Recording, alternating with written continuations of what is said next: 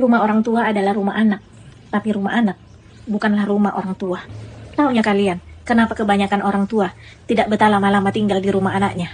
Dia lebih memilih hidup sendiri, tinggal sendiri, di rumahnya di kampung, daripada harus tinggal di rumah anaknya. Kenapa begitu ya?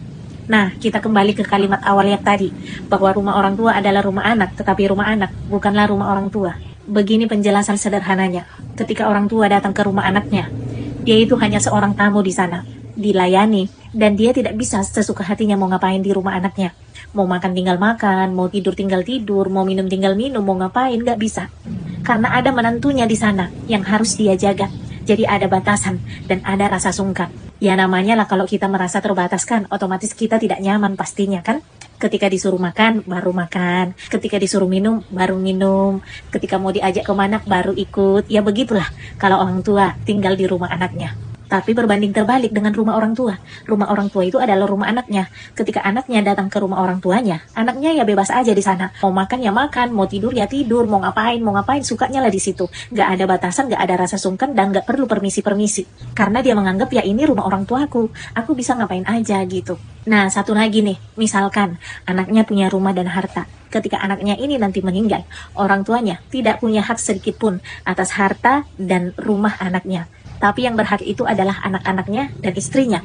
Tetapi jika orang tua meninggal, punya rumah, punya harta, yang berhak atas harta dan rumah itu adalah anak-anaknya. Mereka bebas membagi-bagikannya.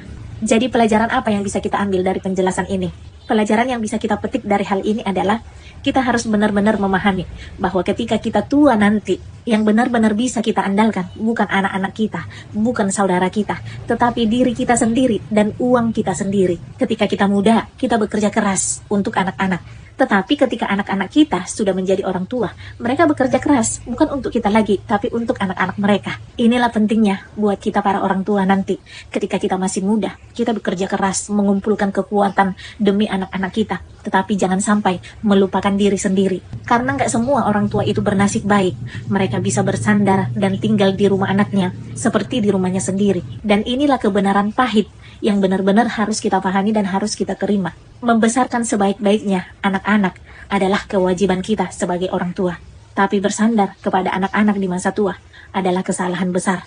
Jadi selagi bisa, selagi muda, investasikan sedikit penghasilanmu untuk dirimu sendiri nantinya di masa tua. Dan jangan lupa, sayangi dirimu sendiri. Memberikan kepada anak-anak itu bisa dan baik. Tapi jangan sampai dirimu kekurangan dan tidak punya apa-apa hanya karena memberikan semuanya kepada anak-anak. Karena pada akhirnya nanti, ketika kita sudah tua, kita akan menyadari bahwa prioritas